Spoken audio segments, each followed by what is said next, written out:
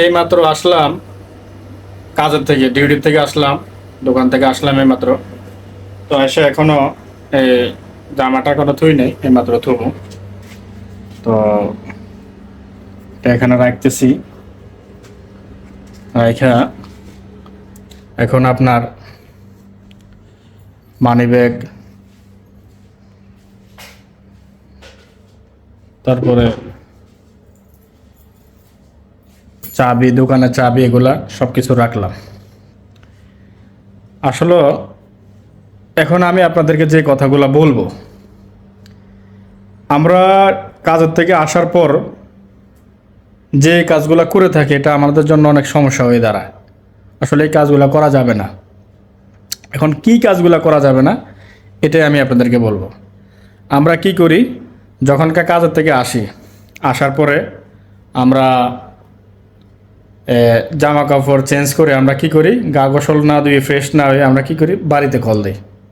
এই জিনিসটা করলাম আমরা অনেক প্রবাসীরে করি, বিশেষ করে আমিও করতাম আগে। যখনই দোকানের থেকে আসি তখনকার রুমে আইসা জামা কাপড় চেঞ্জ কইরা, মানে গা গোসল না ধুয়ে বাড়িতে ফোন দিই। আসলে এই জিনিসটা করলে কি সমস্যা হয়, ধরেন আপনি কাজের থেকে আসলেন, আপনার মন মেজাজ তখন আর করলাম ভালো নাই, কারণ আমরা কাজের থেকে আছেন, আপনার মন মেজাজ ফ্রেশ থাকবে না।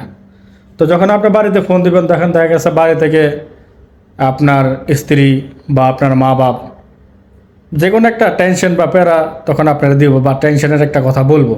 আর যখনকার বলবো, এই বলার পরে দেখা গেছে আপনার মেজাজটা কী করবো, হুট করিয়া গরম হয়ে যাবো। কারণ কী লেগা, কারণ আপনি তো এখন কাজের থেকে আইছেন, আপনার মন মাথা গরম হয়ে রয়েছে।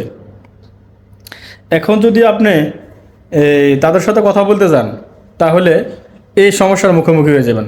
আর আপনি যখনকার কাজের থেকে আসবেন, আসার পরে যখনকার ফ্রেশ হইবেন, খাওয়া দাওয়া করবেন, একদম রিল্যাক্স মুডে যখনকার কল দিবেন, তখনকার দেখবেন আর হেরা হাজার কথা বললো আপনার গায়ে লাগবো না, কারণ আপনি এখন রিল্যাক্স মোডে আছেন। আর যখনকার কাজের থেকে আসবেন, আইসা তখনকার তাদেরকে ফোন দিবেন, তখনই দেখবেন একটা সমস্যা হয়ে দাঁড়াইব। তো এই জিনিসটা থেকে সবাই দূরে থাকবেন, এই জিনিসটা থেকে সবাই সরে যাবেন। তো আশা করি এটা মানার চেষ্টা করবেন। ওকে, আল্লাহ হাফেজ।